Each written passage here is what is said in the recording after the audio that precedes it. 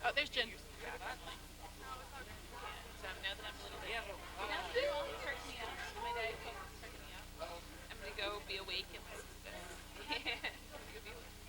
And there was something else I wanted to chat with you about. If you need to know anything about, do I gotta keep the office? You do. Isn't that exciting? No. I may even get my key. You know, if I don't have a key on Thursday, I'll probably get my key. Yeah, do you guys want to vote for her yet? I've been harassed already. I've been harassed about that. You're so sweet. Yeah, what can I do? You're the only vote I need after all. But so what was I gonna say? Yeah, we could chat. Let's meet sometime about. We'll hang out anyway, but we'll just hang out. We'll go get Bia and hang out and talk about KSSG. We'll talk. Unfortunately, and I wanted to go, but this thing. Yeah, the BTOP final. I was supposed to get you. They're more hard events too. I don't want to go. Right? I don't think so. Doing what? Listen. Be very interesting people. Alright, folks. It's been real. Real fun. I'm leaving. Now. Where are you going? You're not gonna stay and watch either? No, it says yeah. At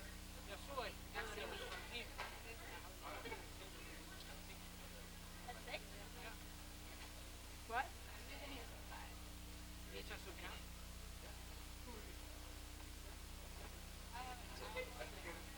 Well, no, I took breakfast this morning. He was like, this is hot. I was like, well, do we really need to? Alright, let's just meet tomorrow during class time. That makes perfect sense. I don't really need to.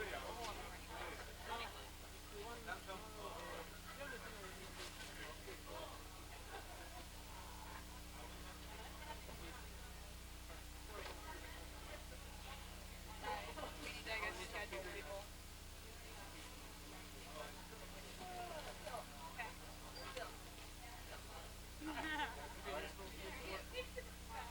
And maybe tonight I don't know what I'm gonna do all day tonight. Yeah, I'm gonna walk 30 minutes with my dinner. It takes me like 15 minutes to walk to the T. It's really not that. And I even like fly. I'm like, okay, la la.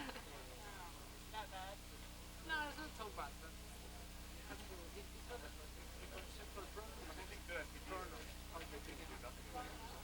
Is there nothing gonna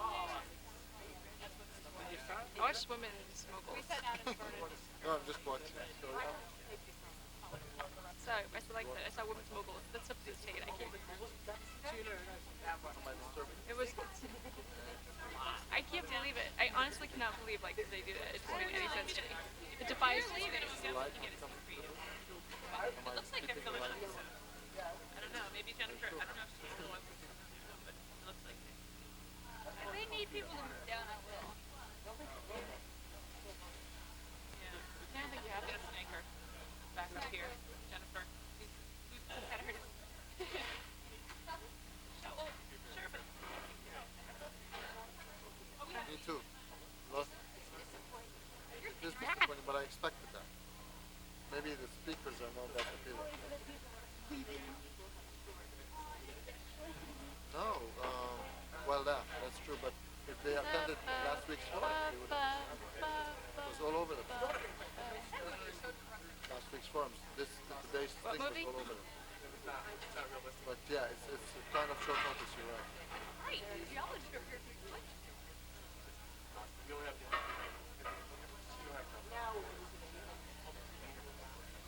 That is true. Trent, you could do anything that you, as long as you set your mind to. Is that in Arab? Because they've got multiple. Now you Against Saddam brought it to himself. These are so cute. Because And my driving mittens. I don't usually wear them to school, but They're love Christmas. being stupid. That's fun. my driving mittens. No, stay. What am I gonna do? And then you're gonna go out to your reception and be all freaking Just cool. doesn't Wait, matter. well, I don't know. Just never left. Dude, we can sneak you in. Yeah, I don't have to. Did anybody go to the Russian That's Duma true, one, but by the way? you can afford that. You're a superpower. You can afford it. Another Duma. Tina and I were there. It was so small, and we It's not a superpower. I'm Egyptian. Yeah. we really couldn't.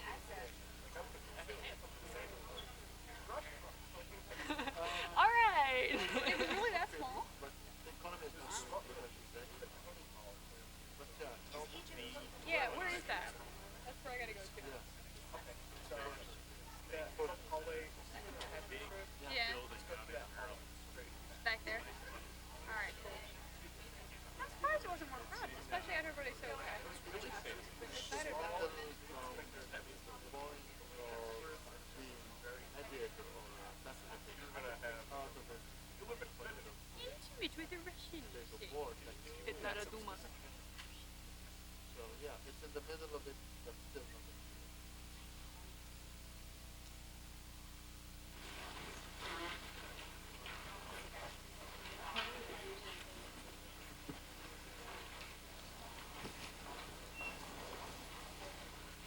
Welcome, everybody, to the forum here at the Kennedy School. I'm Samantha Power, the Executive Director of the Carr Center for Human Rights Policy, and it's a great pleasure to moderate an event tonight on working toward peace in Afghanistan.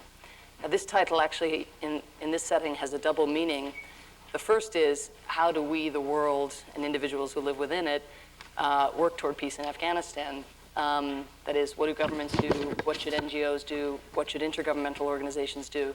But this forum is also a part of a career-oriented 2 days at the Kennedy School. So part of what we're going to try to get out of the panelists is also, what do they do specifically? What are their functions, and what do their organizations do, and how have those challenges changed before and after the war in Afghanistan begun? And we're delighted to have with us our fourth panelist. First, a little context. On September 10th, 2001, Afghanistan faced what is generous to call a bleak future. Warlords, refugees, corruption, rampant disease, skyrocketing infant mortality rates, corroding infrastructure, and all of this was under the ostensible rule of one of the most repressive regimes in the 20th century. And making matters worse, nobody on the outside really seemed to give a damn. Afghanistan had fallen off the charts in the 1990s after superpower dueling had ended, as we all know. It had become a forgotten sinkhole for which aid agencies attempted to generate donor enthusiasm, from which Afghanis fled, and to which Western governments avoided supplying either money or hope. It was a tar baby that nobody wanted to touch. How much difference 5 months can make? On September 11, 2001, Afghanistan's fortunes changed. Initially, of course, it looked like the fortunes were changing for the worse. U.S. bombs rained down, though accompanied by humanitarian aid packages. Hundreds of thousands of refugees took to the roads. And what had already been a very hard life for the average Afghan civilian became a whole lot harder. But then it looked like Afghani civilians got a break. Marriages of convenience united tribal factions that had been divided for so long. One might call them the ultimate shotgun marriages. The Taliban was sent fleeing, of course, first into caves, and now it looks like across the border into Pakistan and possibly into Iran. Men shaved their beards, women turned up at colleges for admission. UN representatives in Bonn and New York cobbled together this transitional regime under the leadership of Hamid Karzai. Aid money began pouring in for once, and refugees began returning to their homes. And an American president named George W. Bush began speaking warmly of nation building. But where do we stand today? Some of these were momentary blips, it looks like, in the American psyche. How far will compassion take us? How far will the television images take us? The U.S., it looks like, has already retreated from its momentary burst of enthusiasm for nation building, or something broadly called nation building. Will it stay the course? What will staying the course actually mean? Is there a chance that the United States will actually contribute to international security for Afghanistan long term? Will Afghanistan be subdivided into tribal fiefdoms? And can Karzai's governing council govern? And what will happen after its mandate expires? The The international security force is, of course, the configuration of that force is on everybody's mind. Who will comprise it? What will their mandate be? And will they patrol outside of Kabul into the countryside, and how far? I think one of the more fundamental questions, which hopefully we'll get at tonight, is what will the standard for victory be? One knows what it looks like to defeat the Taliban. One potentially knows what it looks like to defeat even Osama bin Laden's network, or at least to have symptoms of that. But what will it mean for NATO and for a lot of the NGOs that are represented on the ground to win the peace? What would winning the peace look like? There's a danger, of course, as we sit here today, to set the bar too high, to say, you know, from the standpoint of a human rights center, human rights must be respected in their entirety for all, you know, within the next year, or it's a defeat. The problem with raising expectations is that donors will quickly turn around with dashed expectations and with their tails between their legs and curse Afghanistan and the sinkhole that it is. How do we set the bar at such a place that it's actually reasonable to expect improvements in the quality of life of ordinary civilians while not setting it too high such that, again, people walk away disappointed? With me tonight to settle these questions and hopefully to showcase again some of the functions that they've performed in their work toward peace in Afghanistan and elsewhere are Peter Bell, just sitting to my left. Peter is the president of CARE USA, one of the world's largest private international relief and development organizations. He has recently traveled to Pakistan to assess the refugee situation there, and hopefully will report back to us on his trip. And he was in Afghanistan actually prior to September 11th, so can offer something of a before and after perspective from the humanitarian standpoint. He's a native of Gloucester, Massachusetts, where his brother was just elected mayor. And he's on the board of Professor Robert Rothberg's World Peace Foundation, which is part of the Belfer Center, so he has a Kennedy School connection. Seated next to him is Joseph Gerson. He's the director of regional programs at the New England Regional Office of the American Friends Service Committee. This is a Quaker organization committed to social justice, peace, and humanitarian service. He is head of the American Friends Service Committee's Middle East and Peace and Economic Security programs. Seated next to him, many of you probably know, John Ruggie, professor here at the Kennedy School. He is, in fact, the Evron and Jean Kirkpatrick Professor of International Affairs, not to be confused with the Enron Professor of International Affairs, which, of course, is across the river at the business school. From 1997 to 2001, John served as Assistant Secretary General at the UN, serving as Chief Advisor for Strategic Planning to Secretary General Kofi Annan. In addition, he oversaw the UN's Global Compact, which was intended to advance human rights, labor standards, and environmental principles in global corporate practices. And here at the Kennedy School, he teaches global governance, which focuses on the processes of making global public policy. And then finally, just joining us is Charles Dunbar. He's joining us from Simmons College, most recently here in Boston, where he's the Warburg Professor of International Relations. But before that, he had a distinguished career in the State Department, where he was ambassador to Qatar, to Yemen, and most crucial for tonight's discussion, chargé d'affaires at the U.S. mission in Afghanistan during the Reagan administration. Before moving to Boston, he served as the UN Secretary General's Special Representative in the Western Sahara, so he also has UN experience in addition to U.S. government experience. Now, what we're going to do is just have a short discussion, a little question and answer up here, and then we're going to open it up for your questions. When that time comes, which will be at around 20 to 7, if you're checking your watches, I'd like you to feel free to ask questions about, again, each of the organizations and what their functions are, and then, of course, about Afghanistan more generally. So starting us off, I'd just like to ask Peter, who's got the most recent field experience of anyone here on the panel, to tell us what life is like in those Pakistani refugee camps. On the Pakistani, when I was there, the people with whom I was speaking were mainly children and women. And they had fled the U.S. bombing of Kabul, particularly in the section of the camp where I visited. They were crowded in living conditions in which there were up to 25 people in a small room. And as I talked particularly with the girls, They talked about how when the Taliban had come to power, they had had to stop going to school, and how they hoped if the Taliban were overthrown that they'd be able to return and to resume their schooling. What struck me about these girls in particular was their determination, and their determination particularly to contribute to the future of their country. They were very explicit about wanting to become doctors, architects, engineers, and to contribute to the future of Afghanistan. I had been, as you mentioned, in late June in Afghanistan as well, and I had actually gone on that visit to assess the humanitarian situation. And I already knew from our staff in Afghanistan that it was serious to grim. And I went with the idea of shining a light on it. And even then, of course, Afghanistan had been experiencing something like 23 years of warfare. There had been 3.5 years of severe drought. So there was a situation which threatened in the order of 5 million Afghans quite seriously. If I could just say a word about CARE.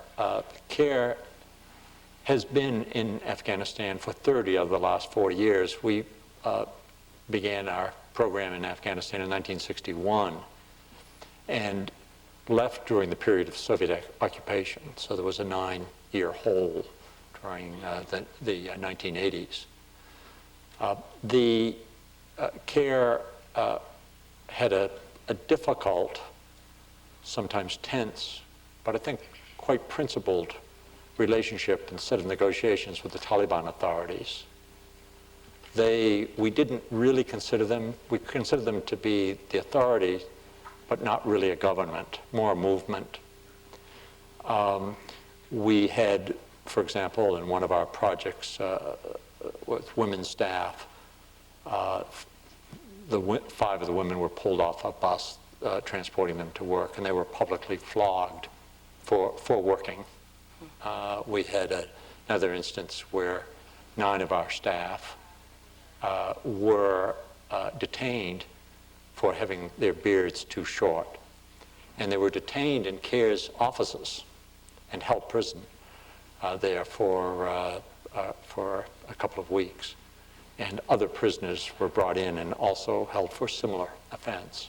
Could you just speak to your assessment of how the security situation has changed? I mean, how is it now for your staff operating in Afghanistan? Is it more wild, wild westy? You know, people say the Taliban, you know, they were dreadful, but at least you could walk the streets at night.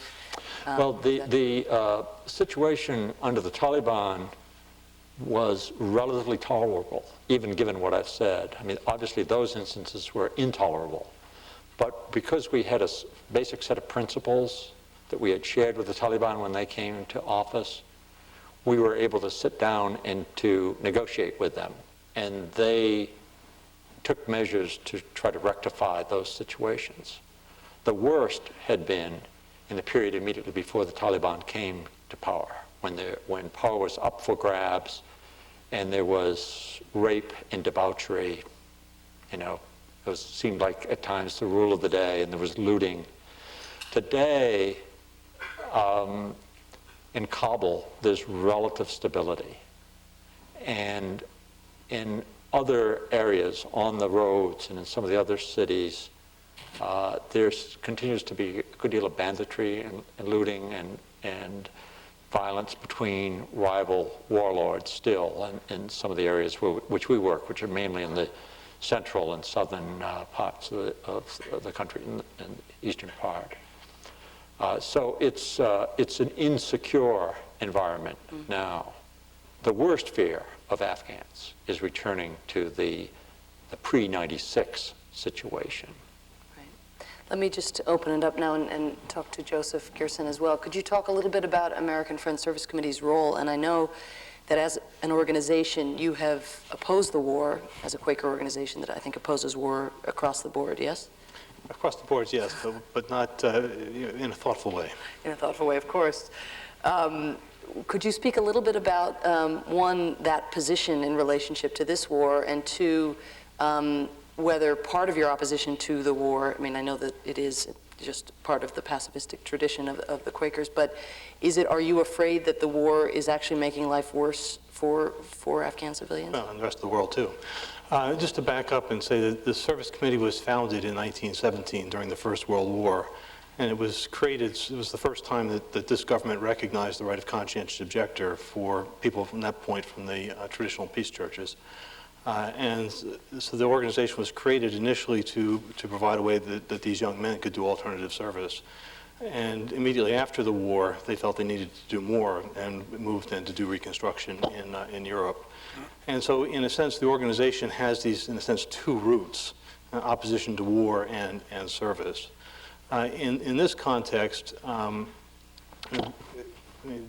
shortly after the 11th, we moved fairly quickly, our board moved fairly quickly to release quite a bit of money, both for relief work.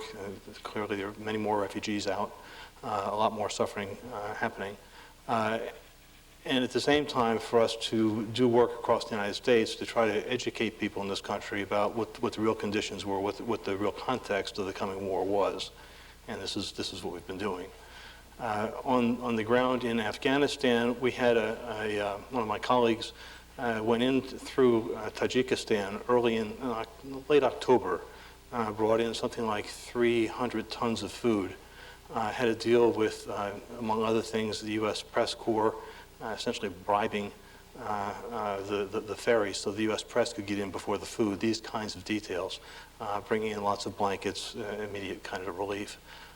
Just the situations in which doctors in organizations that we've been working with had been killed as a result of the bombing, warehouses had been destroyed in the bombing. We need to understand that, the war itself was not Disneyland, and some of this is, since Vietnam, the government has really tried to, one of the lessons of the Vietnam War was don't show the U.S. people what the war is really doing in the place where we're having the war. And so slowly things are beginning to come out now. We also work around the United Nations. We have a Quaker UN office where we kind of do some facilitation of communications there.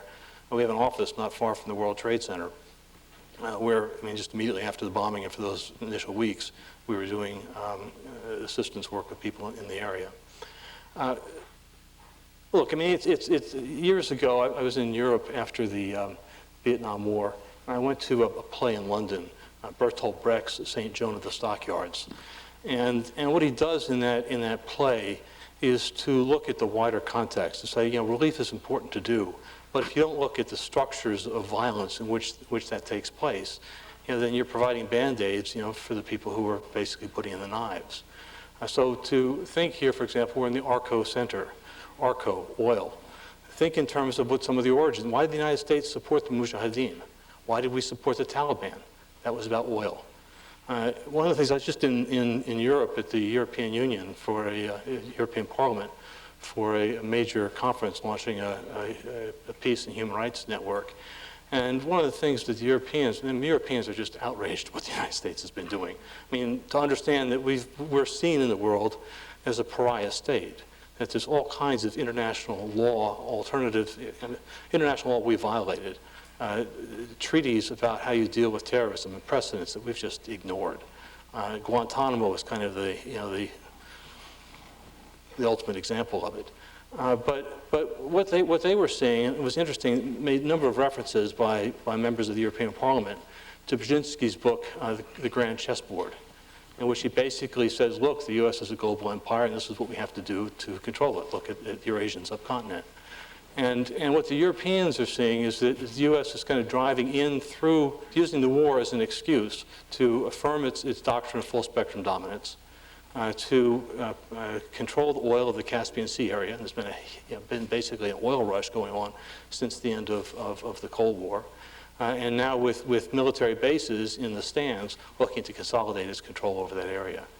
What you see is the model of the United States not going to war as the last resort, but as the first resort, and this in turn serving as a model for Israel, serving as a model for India, Basically saying is, I went to Georgetown, trained for the Foreign Service with Bill Clinton.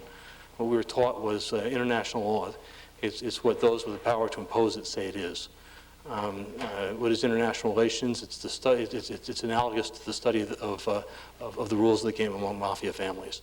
Remember Bush's speech where he's talking about freedom? It's a war for freedom. Look at who our allies are: Tajikistan, China, Putin.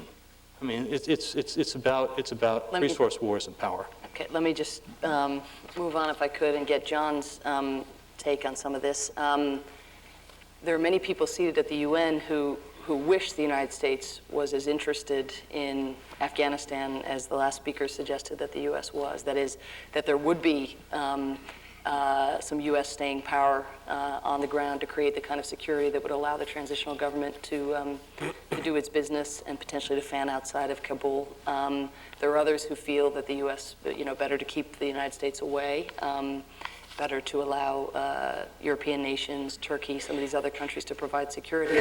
How do your friends and colleagues at the United Nations see what lies ahead, again, from a UN perspective? I mean, how do they avoid being stuck with, a very difficult situation while the major powers kind of pull away once the cameras have shifted their attention?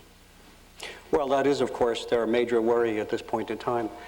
The UN has done basically everything that one could have asked of it thus far in terms of the immediate response to the humanitarian crisis, to shipments of food, the leadership that the Secretary General's representative, Lakhdar Brahimi, has shown in Bonn in organizing the transitional government, and that's moving forward. The big question mark at the moment is the security situation. After an initial assessment about what that would likely require, last fall, the Secretary General and Brahimi both shied away from a UN peacekeeping involvement because the nature of the situation in Afghanistan, in all likelihood, they felt would require far more than the UN was capable of delivering. What Brahimi and the Secretary General had hoped at that point in time was that it was possible, that it might be possible to build on the indigenous capacity, as it were, and to use, to build up on the tribal factions, in a sense, to create a national army that would gradually be integrated into a central governmental structure. I don't think they realized at that point in time how little time they had to work with. And that, of course, is a long-term proposition that isn't going to happen anytime soon. In the meantime, an international assistance security force has been deployed. It's led for the moment by the British. It is destined to be 4,500 persons strong, and its mandate is for 6 months. The question is, what lies beyond? As you pointed out, at the moment, they are in Kabul and in the immediate surrounding areas. The leadership of the force has little desire to go elsewhere. Brahimi himself or the Secretary General haven't indicated what their preferences are. They're trying to get the member states themselves engaged to see what the situation is. But Brahimi's deputy, who recently retired, thought that a force of at least 30,000 was going to be required if the entire country was going to be stabilized. At the moment, no one has any idea where these troops would come from. Turkey and Malaysia and other Muslim countries have indicated they're willing to provide troops, but they don't have 30,000 troops among them to make available. None of them are particularly anxious to go into areas where they're most needed, in other words, where there's fighting. The Brits want to hand off their leadership as quickly as possible. The United States has indicated that it wants nothing at all to do with peacekeeping. U.S. soldiers fight wars, they don't engage in peacekeeping. So the situation at the moment is quite problematic. Apparently, in the Security Council just last week, the Secretary General and Brahimi convinced the Council to send a peacekeeping assessment mission to Afghanistan so that the member states themselves can try to figure out what the requirements are. and step up to the plate. The one thing that the leadership at the UN wants to avoid at all cost is what the UN drifted into in Bosnia and in Somalia, where essentially they became the fig leaf for governments not doing what was necessary. And to hand it off to the UN and say, here, you deal with this, without providing the necessary resources. Kofi Annan and his entire team caught on to that long ago, and they're doing everything possible not to fall into that trap. At the same time, the options are limited, it isn't enough to say, well, we can't do this and let's walk away. But at least what they are doing is to push the leading member states out front and to say, hey, you've got the troops, you've got the resources, we can provide the coordinating functions and what have you, but there is no substitute for the kind of resources and the kind of power that you can mobilize. And if you don't get the security situation right in Afghanistan, what my colleagues here are talking about is going to look very, very grim, because you can barely do humanitarian assistance, and you certainly can't do long-term reconstruction if you don't have a viable and stable security framework. Well, it seems that one of the very fortuitous facts of the current UN sort of configuration, personality configuration, is that the author of the report on lessons for peacekeeping happens to be the UN Special Representative in Afghanistan, Mr. Brahimi. And the previous Undersecretary General for Peacekeeping, who got burnt on several occasions, is sitting in the Secretary General's office. Which really matters, because as you know, the turnover in the UN and everywhere else causes such a short institutional memory that it's actually rare that you would have Kofi Annan and Brahimi, who themselves had suffered the scars of the 1990s, and now we're in a position, as you say, to turn the spotlight onto the member states. Speaking of spotlights onto member states, you are the only former U.S. government official on the panel. What is your sense, both having served in Afghanistan in a very bleak time, I assume, during the Reagan years? Have you been back? Have you maintained contacts with people on the ground, or are people you know returning home? And do you think this government, the U.S. government, will in fact retreat, as people suspect they will, in the aftermath of the more short-term war on terrorism? Well, first of all, I have not been back. I do want to say I served there in the good time as well as the bad time. I was there for a total of 5 years, in the 1960s first, and at the height of the experiment in democracy, and then in the 1980s at the height of another experiment that didn't work very well either. I think the United States has two key objectives. This is pretty obvious, but they are to be able to continue to prosecute war. Sorry to say this. Members of the panel may object in Afghanistan and in the Northwest frontier. That is why relationships are being formed with noxious dictators, as was always the case. What else is new? And secondly, to be sure that Afghanistan does not become a place that will harbor international terrorists as it did before. And it is there that what we are discussing comes into play. The relationship is obvious. The problem, of course, is that the geopoliticians may lose sight of the fact that doing things that seem to be squishy and idealistic, like reconstructing a country, are not to be bothered with and are to be fobbed off on the United Nations or some other organization that professes to do peace building. That would be a terrible mistake. I am not as pessimistic as you sound that the United States will do that. I think there is a substantial chance that the United States will engage seriously.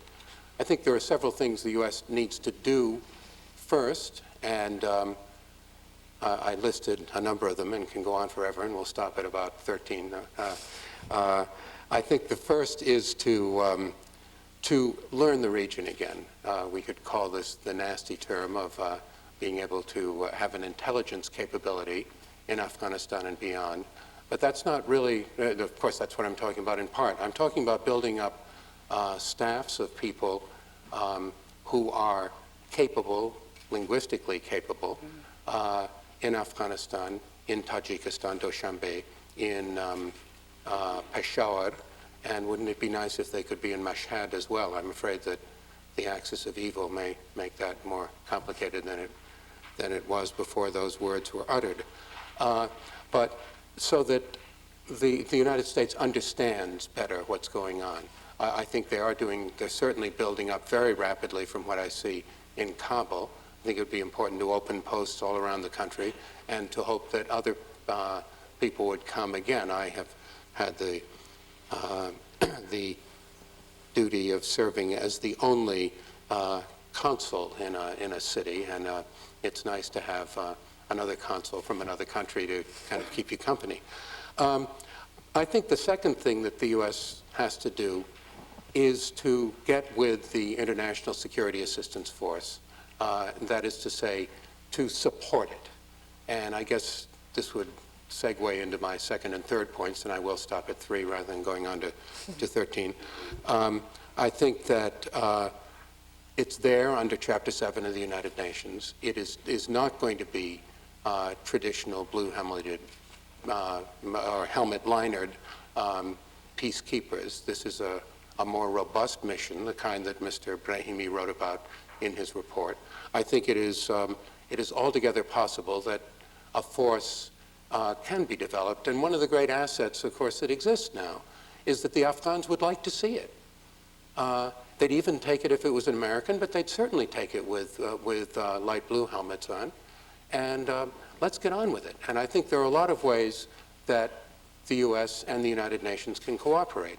And the third point I would make, quite simply, is to say that the U.S. should seek to hand this off to the United Nations, not a la Bosnia or Somalia, but where the United States is perceived as supporting the United Nations and taking the lead on doing this. It has the obvious advantage that I think, how to say this in a pleasant way, I think the early going in this is going to appear, particularly to the international press corps, as catastrophic at best. There are going to continue to be failures, setbacks, blunders. I didn't link close enough the need to have intelligence to avoid flying blind, which is what we are doing now with predatory hellfires and that sort of thing, which is not the way I think we're going to be able to succeed in Afghanistan.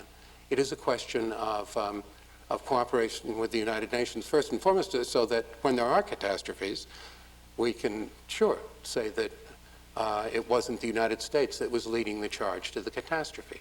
But secondly, and much more important, I think the United Nations is better positioned to work with the Afghans to find creative ways of bringing back the diaspora and to getting on with the extremely difficult task of doing this. It isn't going to be an operation like East Timor. That's not the mandate that the UN has there. That was debated.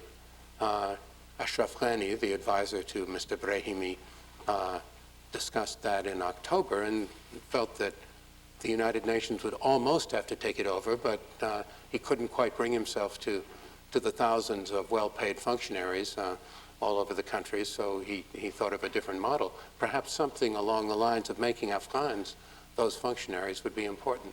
But the U.S. should definitely get firmly behind the United Nations. I think that is what is crucial to the success of this operation. And of course, stay the course. And I'm not yet pessimistic that they will not do that. Great.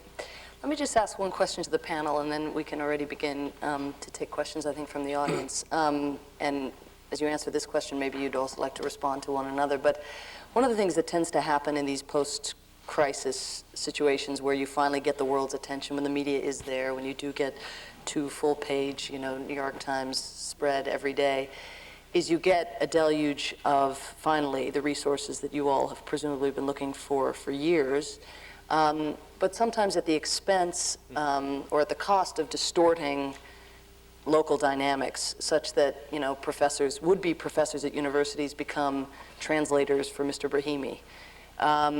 How do you reckon with that? Any of you really, as you think about keeping things sort of organically divined and developing on the one hand, while providing the much-needed security and international support on the other. I mean, you must deal with this all the time with local staffs and internationals and so on. So if people could just respond to that. I mean, I'd just like to take a second just to give you a sense of the scope of CARE's program in Afghanistan before and after this current war situation.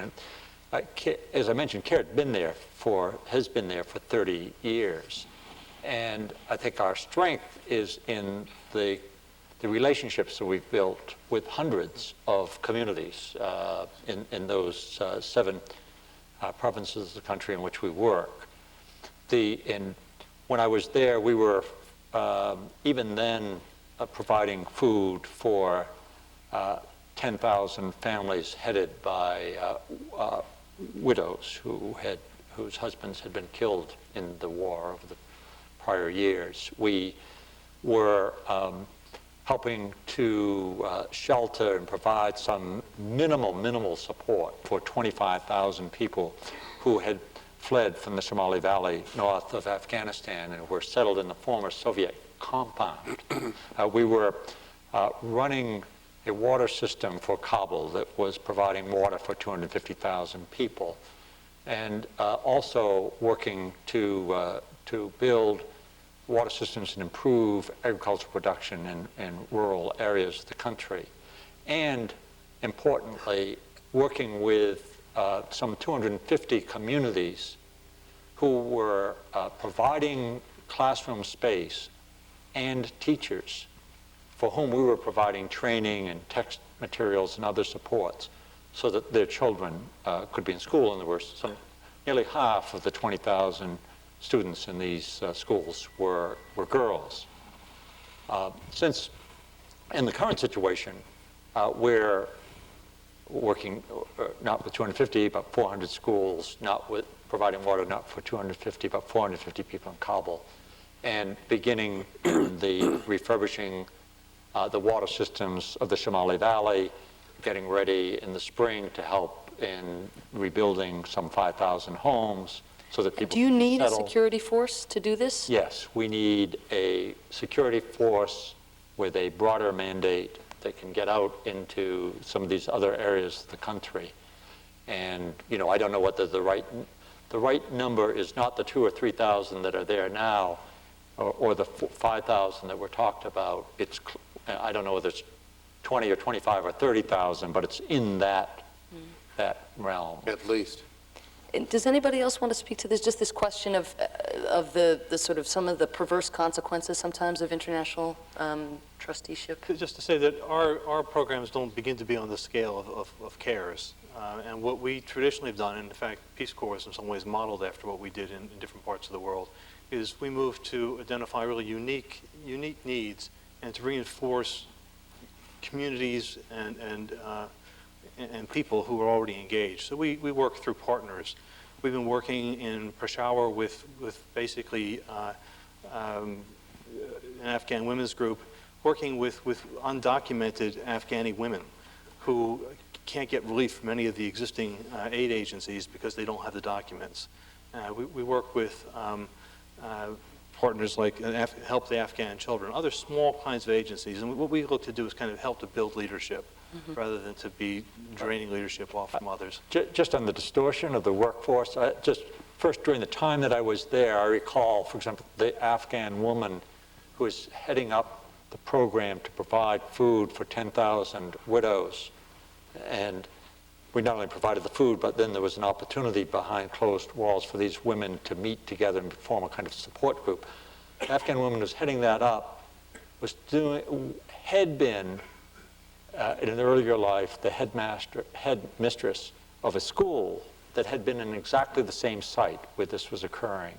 She couldn't tell me directly the story then because she wasn't allowed to meet with me, but I had a female colleague who'd come with me from the United States, and she told the story to her about how she'd previously headed up the school, and as she told it, the tears rolled down her cheeks.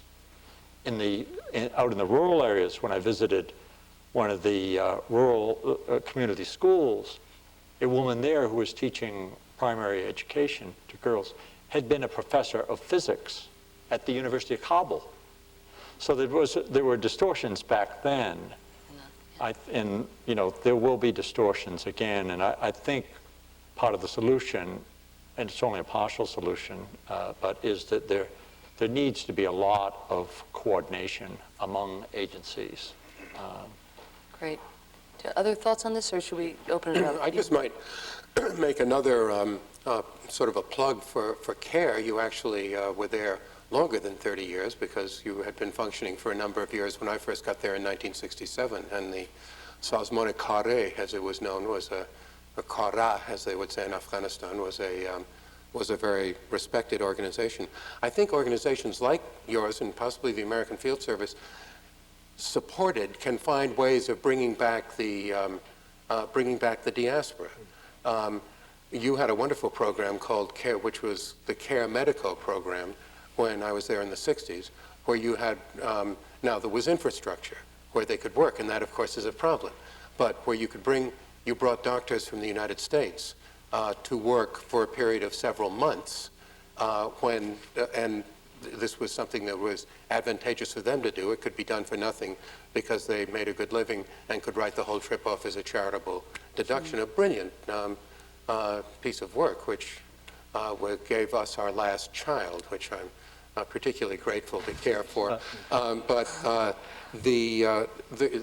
There's a need to be creative, and these Afghans. I mean, we also probably the lady. Neurologist in the newspaper yesterday who wants to go back. But ways have to be found to do that. But just today, CARE has more than 500 staff in Afghanistan.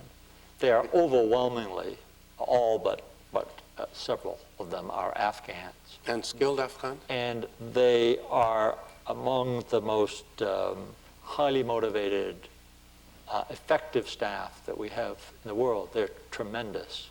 And, but skilled? These are people who... Many of them are really quite highly skilled. And that's great. And so that we are actually, we would much prefer, to the extent possible, to create capacity among Afghan institutions to work with the development of Afghan staff, and only to a very limited, the minimal degree necessary, use expatriates. I think the same thing is true of the UN.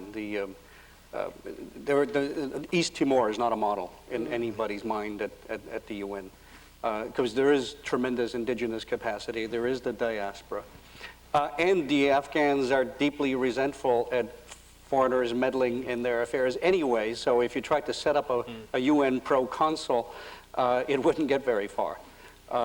There is going to be distortion, however. Money comes in, inflation is going to result, pay scales are going to go radically in different directions. Prostitution will occur. All sorts of other nasty things are going to happen as a byproduct of this intervention. But it is not on the model of an external trusteeship over the Afghan people. Right. Okay, let's open it up to our audience. If you could identify yourself and also identify the particular individual or pair of individuals you'd like to respond to your question. And I guess we will use the mics upstairs, so we'll just go 1, 2, and then 3, 4. You, sir. Hello, everyone. My name is Ubaid Najadi, and I'm from Afghanistan also. I was a graduate student here, and now I work for Harvard. Well, one of the comments that I'd like to make is that Afghanistan has been named the graveyard of the invaders and also the graveyard of the analysts, because quite often the analysts have been proven wrong in their analysis of the situation in Afghanistan and also in their policy suggestions. And tonight also it became evident to me that actually one of the attributes that has contributed to that phenomena has been the failure to take into account and consider the ethnic factor, because the evidence showed that ethnicity is the factor that best explains not only the roots of the current conflict in Afghanistan, but also it provides us the tool to come up with the most effective mechanism to secure a meaningful peace in Afghanistan. But none of you took that into account or talked about it at all. And one of the things that was manifested in that was one of the things that relates to that is the fact that the Taliban, as much as the religion cover-up that they had brought upon themselves, was actually a manifestation of Pashtun ethno-fascism in their quest to impose Pashtun monopoly over the rest of the country, over the non-Pashtuns.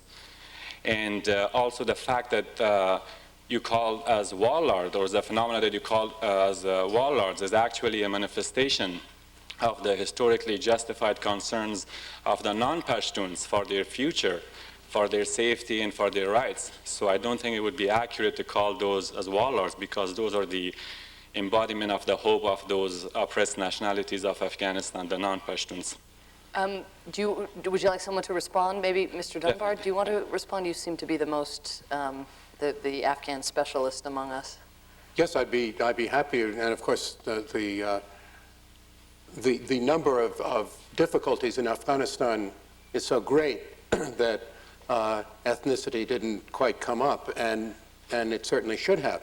I will say, I think the several points about, well, first of all, I can't resist saying that although his name means my friend, I don't think that I would call, I think I would call Mr. Dostum a warlord in the worst sense of the word. A very, very unpleasant person indeed, and he is a non-Pashtun. Of course, he's an Uzbek. That said, I think there is certainly going to be a problem, because what is viewed as the northerners by the Pashtuns, the term I understand that is used is Pakol Push, which is the very photogenic Studio B sort of hat that the Nuristani hat that the people wore, said to be the symbol of northernism, dominate the Northern Alliance. Dominate the Northern Alliance, in other words, dominates this government, and the Pashtuns are very concerned about it. That is something that is going to have to be sorted out. I think that Mr. Karzai was a fairly good choice, in that he clearly is not a warlord, and yet he is a Pashtun. But you're right. I think another big point I want to make, I think that the North is never going to be repressed the way it was in the past. And I think probably most Pashtuns recognize that. But yes, please, go ahead. What I don't understand is, why are you concerned so much about the Pashtuns' concerns, while it's actually the legitimate concerns of the non-Pashtuns that have to be taken into account, because they were the oppressed, not the Pashtuns. Pashtuns were the aggressors. And Jill, one... Yeah. Okay, we really do need to move on. So, do you want to just respond to that? Yeah, briefly. Taking everybody's concerns into account, I think that at the moment, the non-Pashtuns are sitting in the catbird seat. And the question is how to make that work out so that the very heavily armed Pashtuns in the south and east do not create a new pre-1996 situation. Or, for that matter, I know there was sort of a piece of the grave that the Taliban imposed, and everybody hopes that there will be security of that kind. That's a kind of security that I can do without, and I'm sorry, that's a Western judgment that I probably don't have the right to make, but I make it anyway. Everyone has their rights here in the ARCO Forum. Jim. I'm Jim Tipton. I'm so pleased to have the panel that we have here tonight, and yet I was disappointed when I learned that there was no Afghan exile. Mr. Karzai's family owns the Hellman restaurant over in East Cambridge. There must have been a possibility. But what I'm really concerned about right now is the American reputation around the world of being, shall I say, illiterate in languages. And Mr.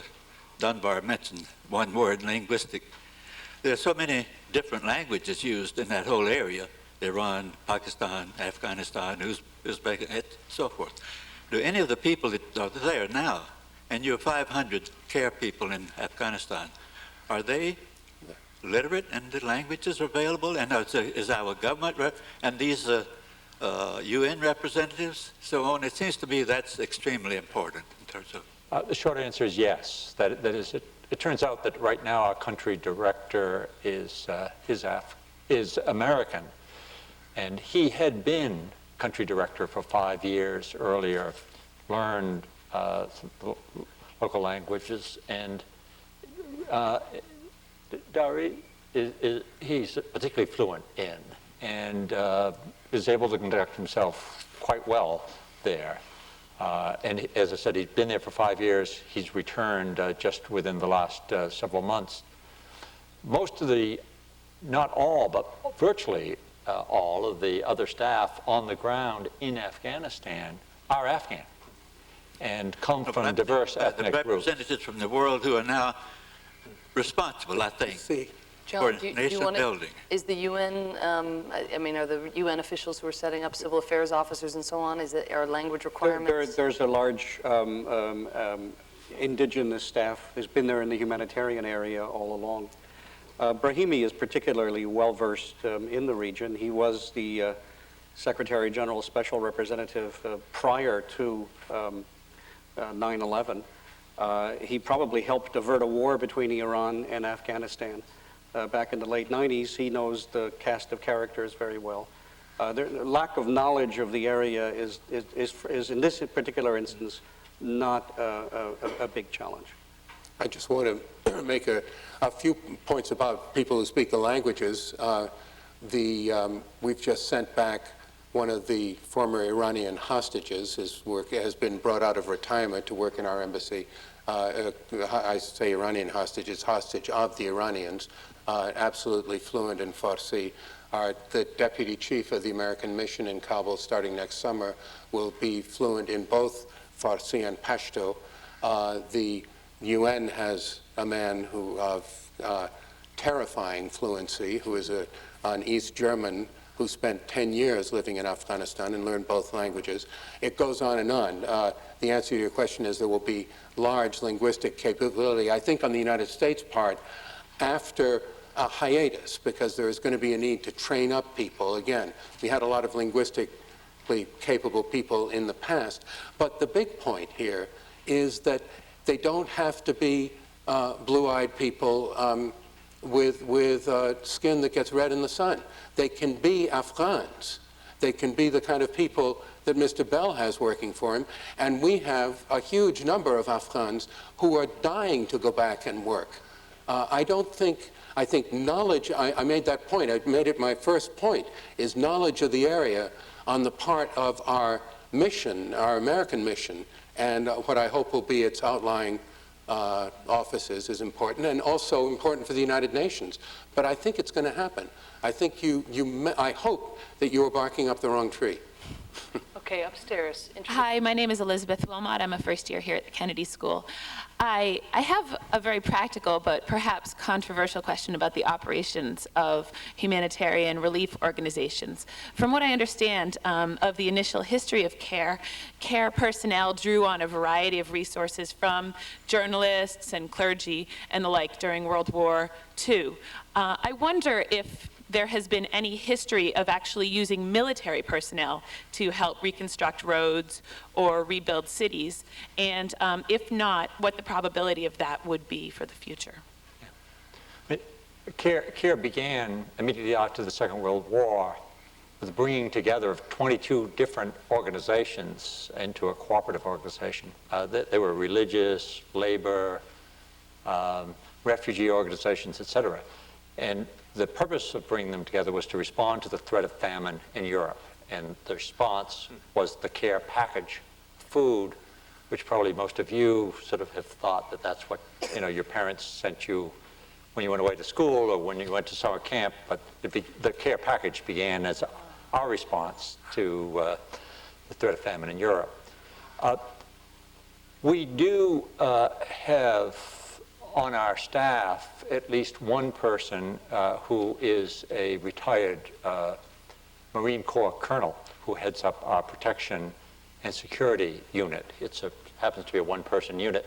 And he served with the U.S. Marines in Somalia in the early 90s and observed CARE's work there and decided to become a humanitarian and to give up the military.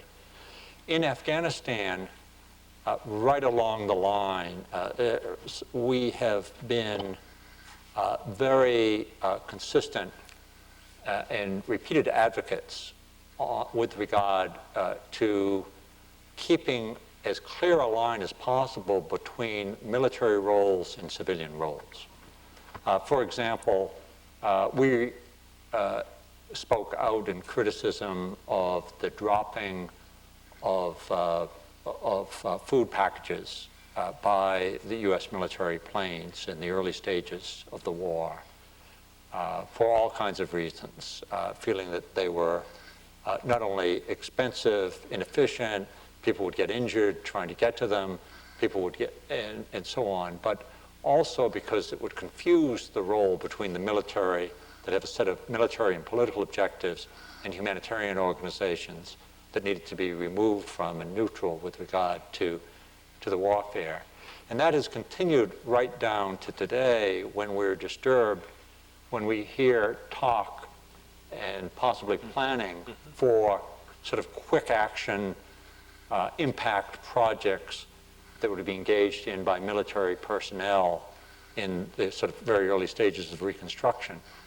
We believe that it is confusing to people. It will we care will be there for the long pull, but we think that among everything else, that such actions on the part of military personnel could put our personnel at risk.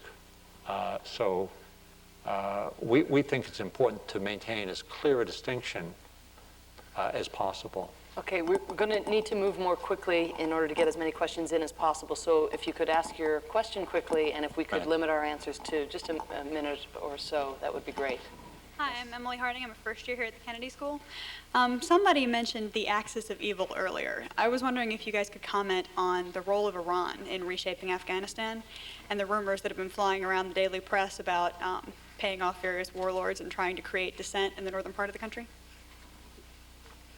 The role of Iran in rebuilding Afghanistan? I mean, look, we're in a situation where, I mean, a big part of this conversation is like it's taking part in a fantasy world. Our government has declared that it's focusing on 60 countries, that we're already at war in the Philippines. We've threatened 3 major powers, and we're talking about the possibility. Of we're going to be in Afghanistan for a long time. We need maybe more than 30,000 people, so we're talking about a long-term war that looks increasingly like Vietnam when you talk about those kinds of numbers and the kind of divisions that you've got. Iran, on whose border is Afghanistan, when they want to have some influence as to what's going to happen on their borders, we now say, well, they're interfering with what we want to have happen there. Now they're our enemy. I mean,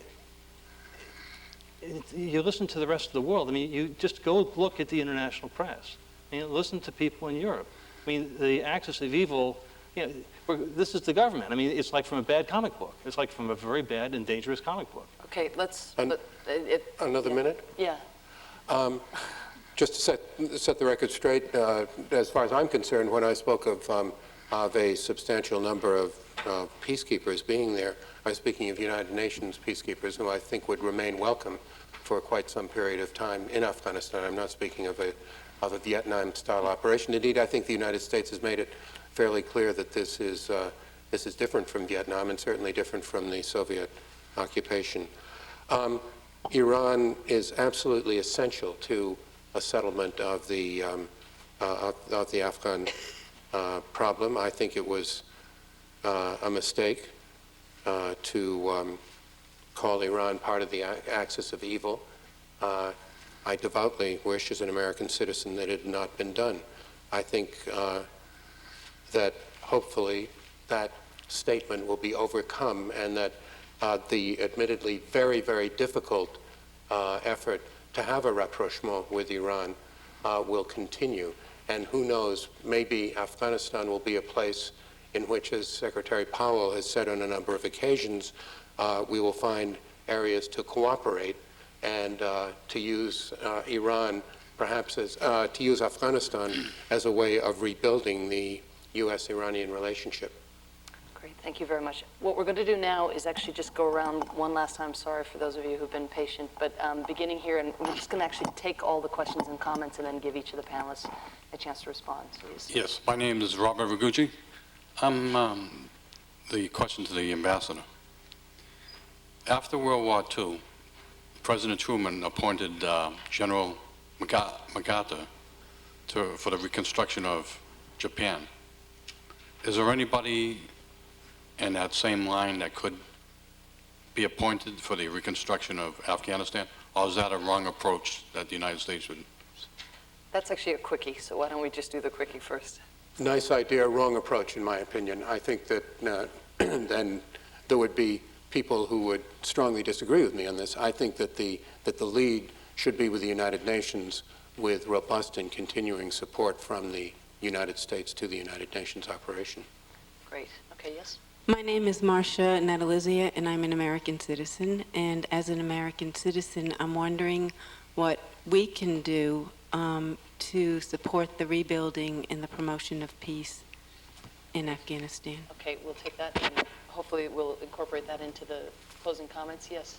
Hi, I'm Jonathan Rose, a first year at the Kennedy School. I was wondering if some of the members of the panel could comment on the short-term and long-term prospects for the economy in Afghanistan, and is there some kind of livelihood that people can return to, especially the refugees, if they do return to the communities in the short term and the long term? Great, thank you. And we're very honored to have Jennifer Leaning here, who's just returned from Afghanistan and written a terrific op-ed in last week's New York Times after inspecting one of the prisons that was in dire straits, which many of you saw. She's with Physicians for Human Rights. Well, Samantha, thank you. Jennifer Leaning, Harvard School of Public Health. This is a great event. I'm delighted you're doing this. My question is for whomever would like to respond. You know, there's a long set of histories that are very ugly in Afghanistan, with grievances held by different warring parties and leaders. And there's tension for good reasons within the United Nations and among the NGO communities about the relative phasing of investigation and report relating to human rights abuses, the fundamental issue of accountability versus the needed stability for reconstruction, the needed political stability for reconstruction. And I'd just be very interested in hearing a seasoned assessment from the panel's point of view. Great, thank you. And we will take your last two questions since we're gathering them. Hi, my name is Yiping Ong. I'm from the Graduate School of Arts and Sciences. This is just a general question about what the U.S., what the economic interests of the U.S. are in the region and how they will affect future development and reconstruction. Great. Yeah. My name is Tony Dawson. I was a Liberal Democrat parliamentary candidate at the last election, and I work for a member of Parliament. I must preface what I've got to say by saying I'm over here because I came to learn and express deep sympathies with the people of America, but to accentuate what was said earlier about the European perspective, there is a deep feeling that because of the pain that they've suffered, the American people, through their government at least, are not wishing to rebuild Afghanistan, and are concerned about the axis of evil extension, is that perhaps the Taliban's intelligence of what the American government would do was much greater than the American government's intelligence of the Taliban. So I guessed within 1 week, I was 1 week late about the American response to the World Trade Center. I'm not a particularly intelligent guy.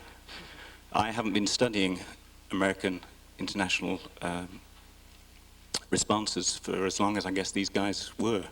And my concern is that we're behind the plot, if you like, and I just hope that some rationality will prevail. Great. Okay, we'll take comments again from each of the members of the panel. If we could try to get at the role of the American citizen, U.S. economic interest in the region, and more fundamentally what the organic economic prospects for the country is. Jennifer's question about stability versus accountability, and then whether we can ever catch up to the terrorists who precede us. Do you want to start, Peter? Well, there's a lot of territory. Let me try on just at least a couple of points.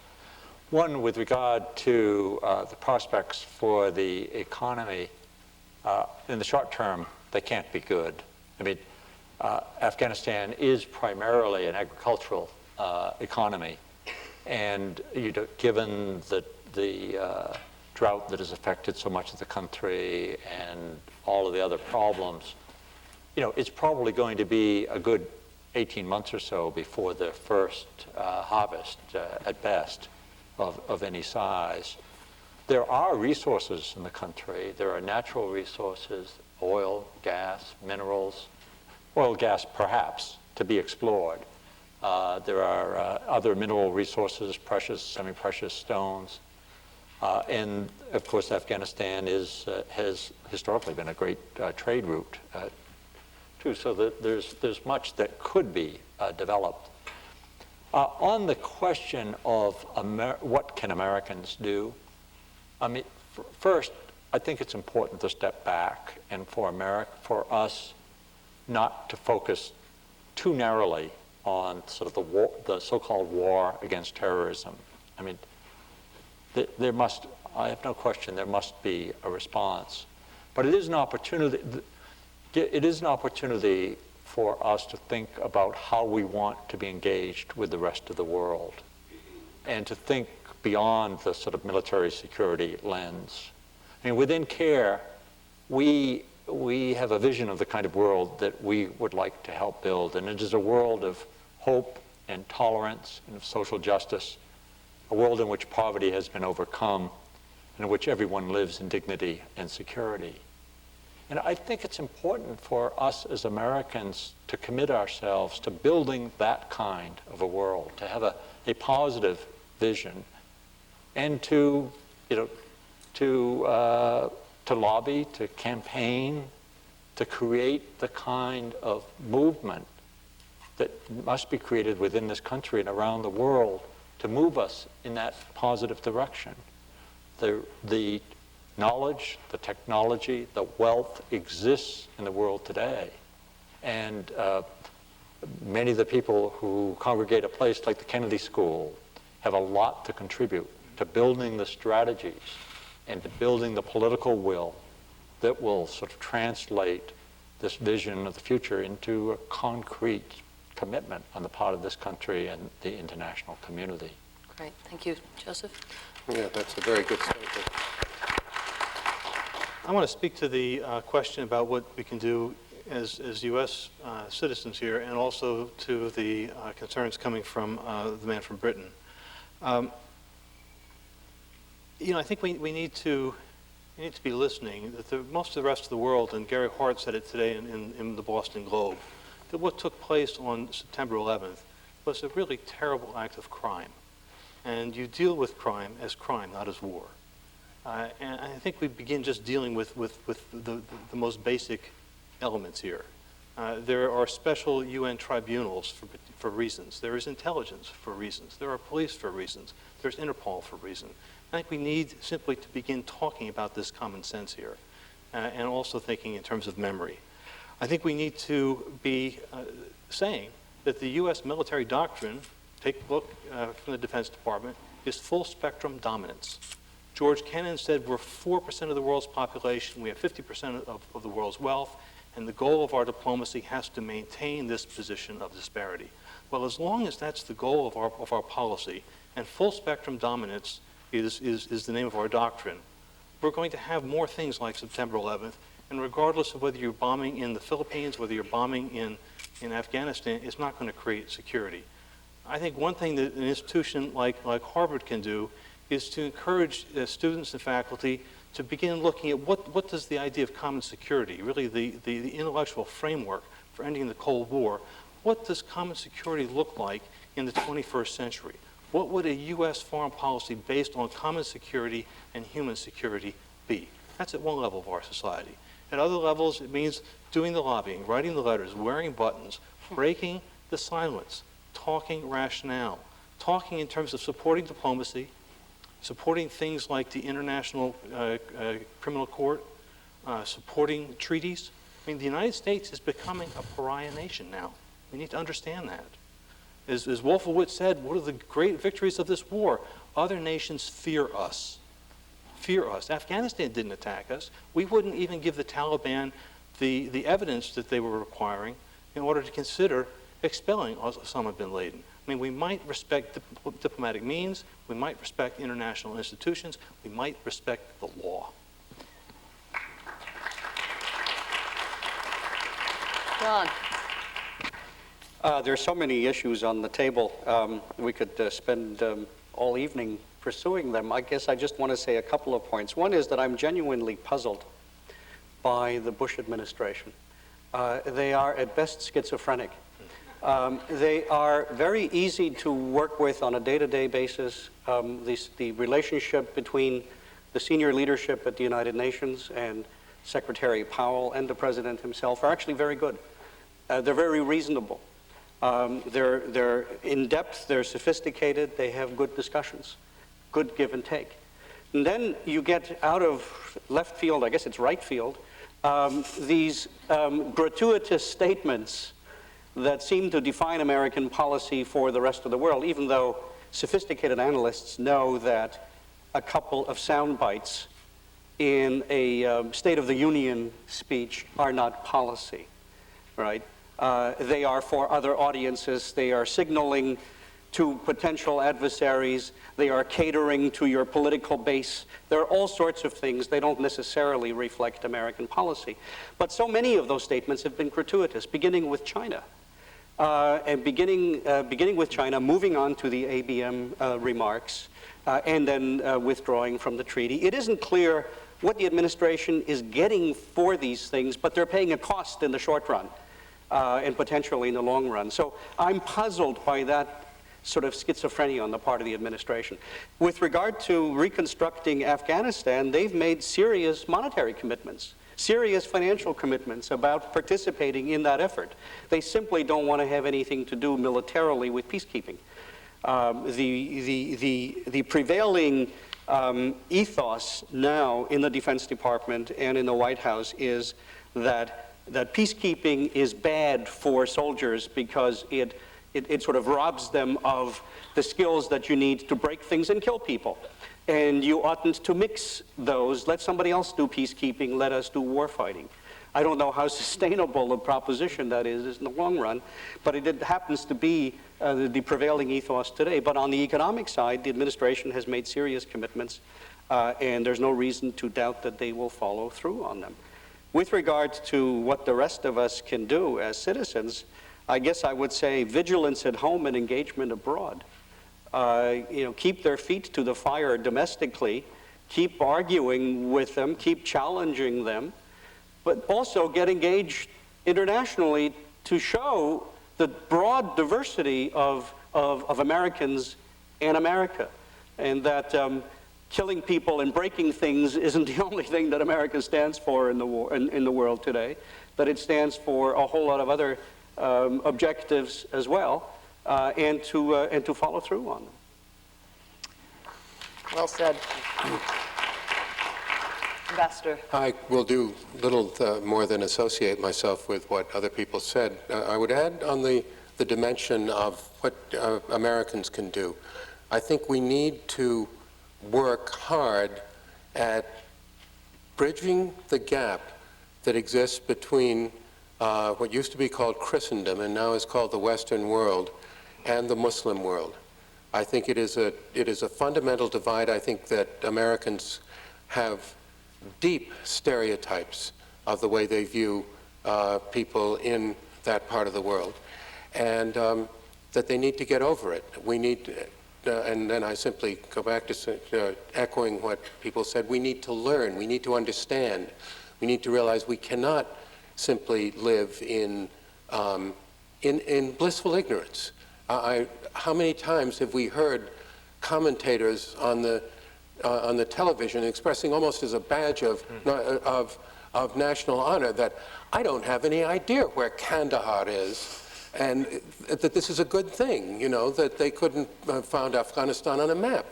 This is particularly shocking because Afghanistan used to hit the front pages, I'm happy to say, from my diplomatic career when we were fighting the Soviets there in the 1980s. It was a big issue. We forget. We're not interested. We can't do that any longer. As far as Afghanistan is concerned, say a few about resources and so forth, say a few controversial things. I don't think, unfortunately, there's any oil, but do remember that it really is a curse when it's in the hands of the state rather than in the hands of of private enterprise. There is some gas. There are things that I think should be done. We've spoken before about will the military build roads? The military can certainly demine those roads, and then, you know, perhaps companies could even be induced to contribute something. Enron made a lot of contributions in various places. Maybe other ones would, you know, MK Morrison Knudsen would rebuild some of the road work that it did in Afghanistan as a contribution. But roads are essential. The country is a crossroads. That's why so much has gone on there over the centuries.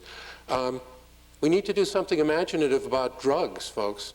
That is the only highly paying cash crop that Afghans have. It's not good enough simply to eradicate it.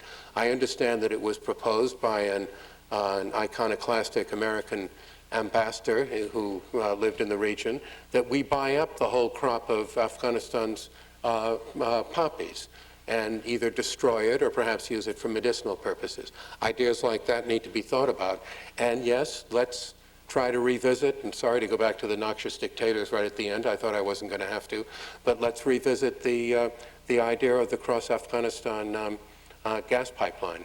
That was something that was looked at in the 90s. I'm sorry, you probably need to fulminate, and so go ahead and do that, but it is... What about on this point about accountability and reckoning with crimes already committed and abuses already committed? Do you think this is a fundamental need that the people will have? Sorry, yeah, that's a good point, and I overlooked it because I wanted to, sort of. I think we need to leave this to the Afghans themselves to sort out. And that's a cop-out. It sounds like a cop-out, and it is a cop-out. But Mr. Karzai has got, and we haven't even scratched the surface of the difficulties of this man's task.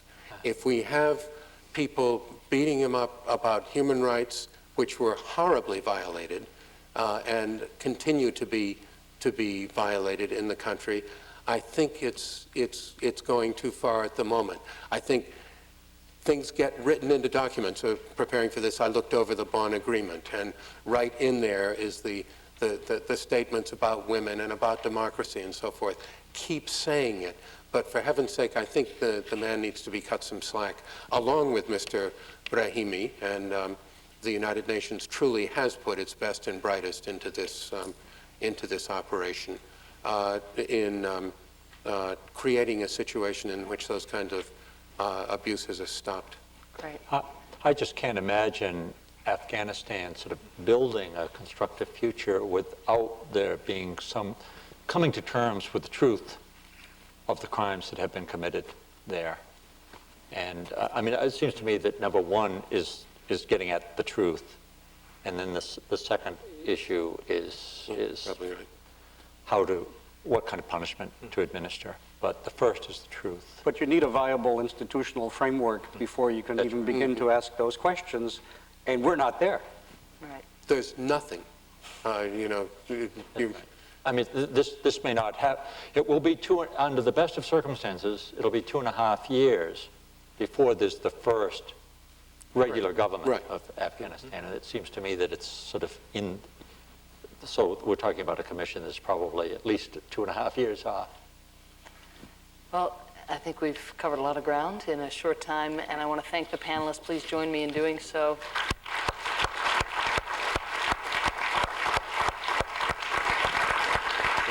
There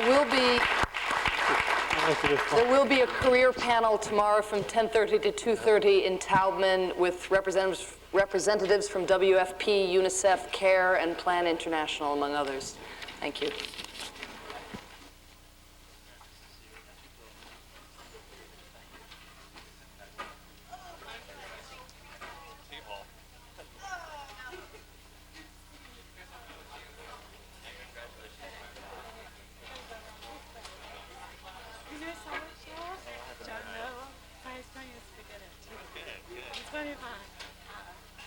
Canadian government dangling these in front of you.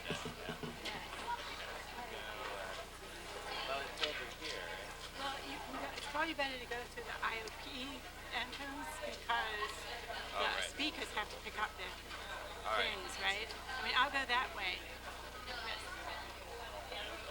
Bye.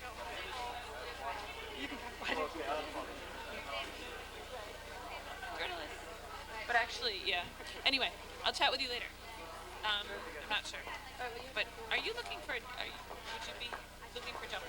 Is that what you're thinking? No, I want to Because you're interview just- about the blocks.